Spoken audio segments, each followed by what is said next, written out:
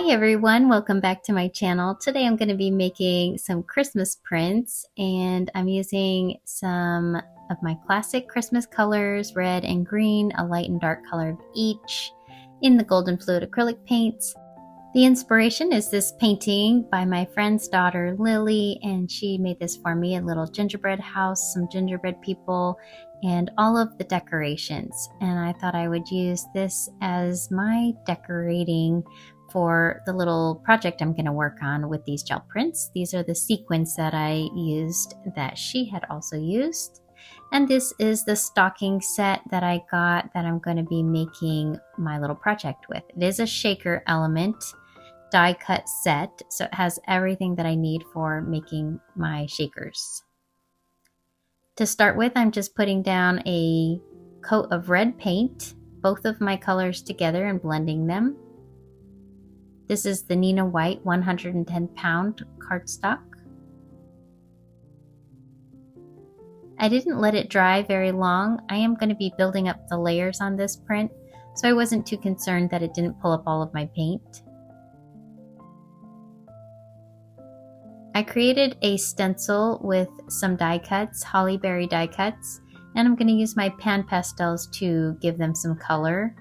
I'm using a little bit of my yellows and greens for the leaves. I added in some gold, and then I've got the two reds, the red and the kind of pink color, to use for my berries.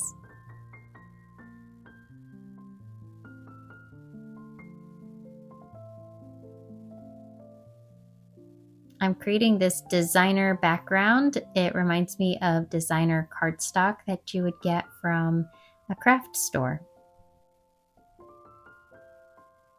What I really like about making these prints myself is I can add different details like this. This is just going to be a cardstock piece. Originally, I was just thinking I would use the impression of this that's on the gel plate, but once I pulled up this star texture, I realized I got a really cool print on the other side, so I will be using that in my project as well. And you can see the gold in the light. Next, I'm using this holographic glitter paint. This is kind of my new favorite glittery paint lately. I love the holographic glitter. It has different sizes and the glitter doesn't get anywhere or doesn't get on my hands because it's a paint. Well, it's embedded in the paint.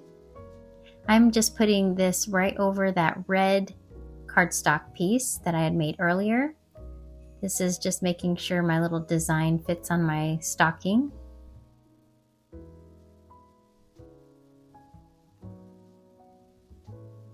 This is the second go around with my pan pastels, and you can see there's still quite a bit of color and it looks really nice on that red, and you can see the glitter as well. I'm adding another layer of this red right over the top of what is left of those leaves and the berries.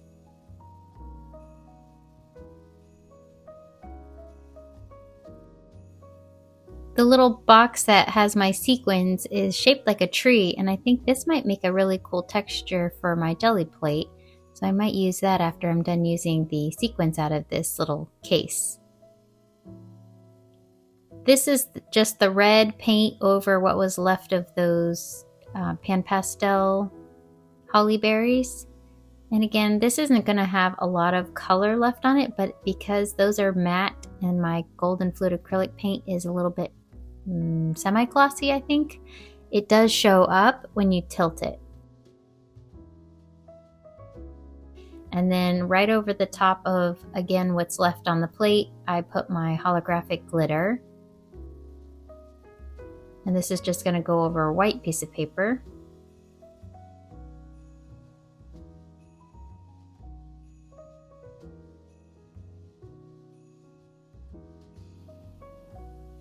I will have 4 pages in total to work with. This is the glittery one that's white. And you can still see some of that pan pastel, which is pretty cool. I went ahead and cut out all of my little pieces. I didn't do that on camera just because there was a lot of die cutting and, well, I think you get the idea of how to cut out little pieces. So I am going to show you instead how I assemble it. This little stocking die cut set is intended to be a shaker card or a shaker element. So it does come with all of the die cuts to make a shaker. It has the background stocking piece, then it has this border that I cut out of foam that is backed with a sticky back, and I'm just applying that piece of foam around my stocking piece. Now, I did notice, because the foam was so thin when I was getting it out of the die cutting plate, I had to tug on it a little and it stretched it out. So it was a little tricky getting it to fit or line up correctly. I ended up having to cut some of them because I had stretched it too much, and you can't unstretch foam. So I found a trick, which I'll show you in a minute here, how to get the foam out of the die cut plate. I am assembling my top shaker piece. This is the acetate, and then I've got these little stocking parts. There's the heel, the toe, and then the top of the stocking. Don't forget to like this video and share it if it's something that you think someone would enjoy.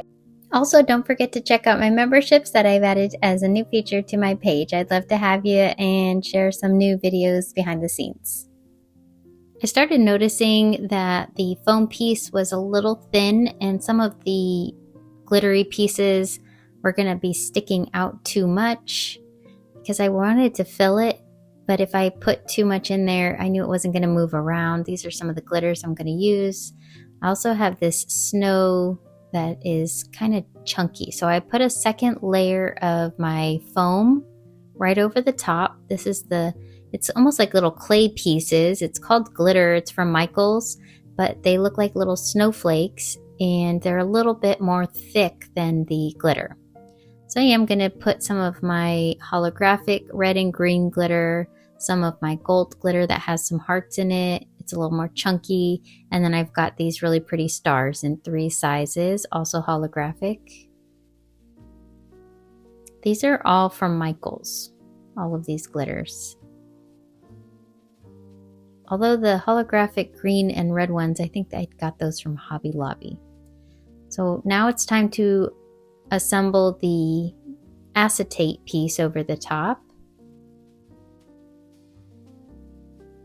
I am just using wet glue because I wanted a longer drying time so that I could press each of my little areas down. I was afraid with hot glue, number 1, it would melt the acetate, and number 2, that it would dry or cool off too quickly for me to apply the whole thing. So this was my little trick to get this little piece out of the foam without it, stretching, is just take a craft knife, follow the edge of it, and then it came out more to the actual shape, and it didn't stretch out as much this way. I decided to add some stamping to these last 4 little stocking pieces, just to the acetate. I thought it might look neat for the glitter to be behind these stamped pieces. It's going to be a design, in this case a snowflake, and a little text. This one says "Let it snow." I'm going to use my Stays On ink because it's going onto plastic. And I put one of my little stocking pieces so that I knew where to stamp and it wouldn't be covered up. Now, it didn't come out perfect, so I used my alcohol and just cleaned it right off. I wanted to stamp it again. I didn't put this on camera, or I didn't show you this part, but it took me about 5 or 6 tries of stamping before I added 2 blank stamps to the top and bottom of my stamp block, and that made it not wiggle as much, and the stamp came out a lot cleaner this way.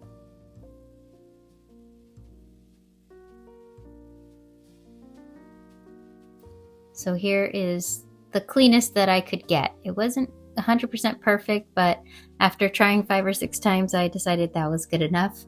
Here's the next design. Is going to be a little, almost like a little cup. Maybe it's a hot chocolate with a Christmas tree on it and a candy cane for the straw. Then it says fa la la la la on the bottom.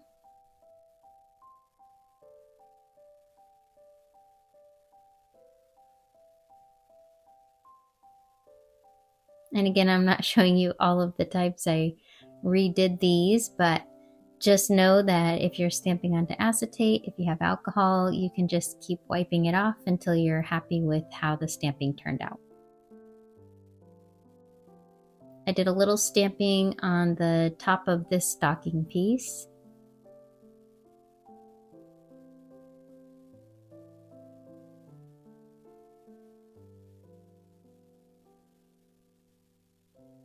The fox, I did not put a word on that one, but this is the penguin, and I put the word joy with this one.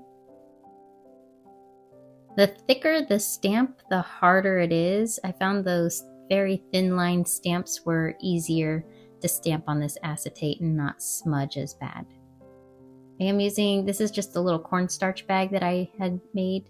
I'm using that to try to get some of that excess stickiness to keep the glitter from sticking it to it on the inside. For the rest of these, I added some of the big sequins, these holly berries and the little flowers. I thought it would look really pretty to have those moving around in the inside in addition to the little snow pieces. And I did double up my foam on all the rest of these little stockings.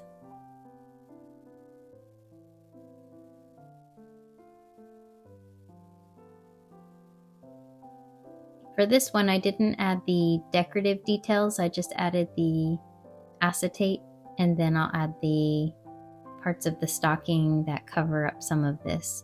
So there's also this little border piece that you'll put on right over all that glue on your acetate, which is nice because it covers it all up.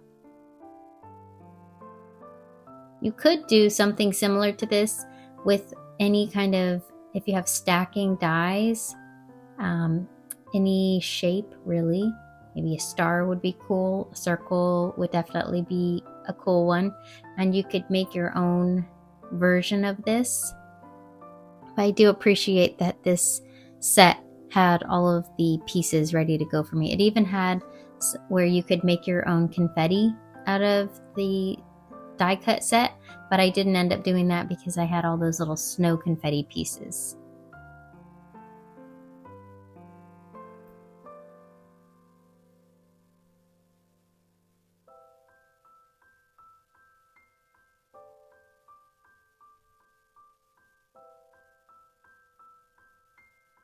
So I'm just assembling the rest of these areas onto my stocking. So the toes, the heels, and the top part.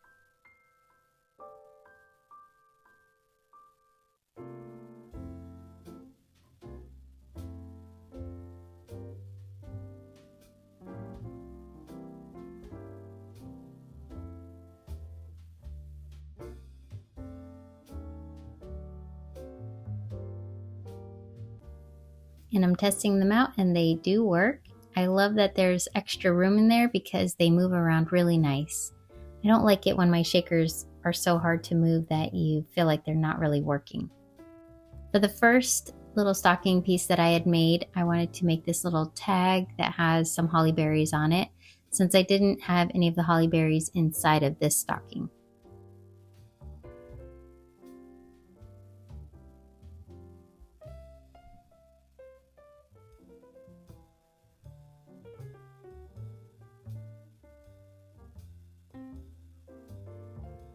To attach this to my stocking, I am going to use some twine. I have some gold and white twine that I'm going to wrap around my stocking about 2 or 3 times.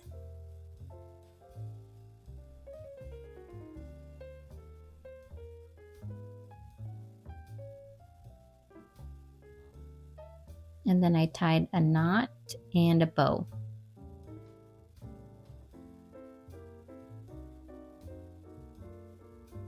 And just trim up the edges, and then you have a really cute little addition to your stocking.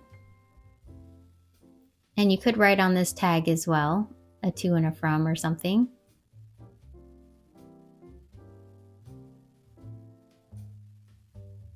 I did add some jelly roll. This is gel pen, just some stitching to the red one. And I used a black paint marker for the white ones. On this one that says Merry Christmas, I just added a holly leaf underneath the Christmas part and then the little flower next to it. I didn't want to cover up my text, but I did want to add that on there.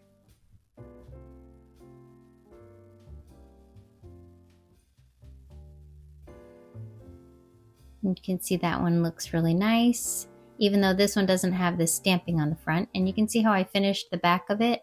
I added another piece of the cuff of the stocking on the back side so that it doesn't look like that twine is just hanging out in the middle of the stocking. I also came up with a way to hang these from either a gift box or a Christmas tree. I'll show you how I did that. First, I went ahead and added this twine to all of my little stockings, and I have these little decorations that are also from the same stocking set. There's a little bell and these little snowflakes. I'm going to show you how I decorated this bell after I'm done assembling these, so stay tuned for that. But these come together really nice, and it's almost like a little mini tag on here, but it doesn't cover up too much of that stamping. And it does move around, so you could always move it out of the way to see that stamping a little bit better. I think those are so cute, and I love that you can just kind of change up how you personalize these. You can use different colors, different sequins. I love these very sparkly little sequins with the little holly berries. They are so festive. They look like little gemstones. So pretty.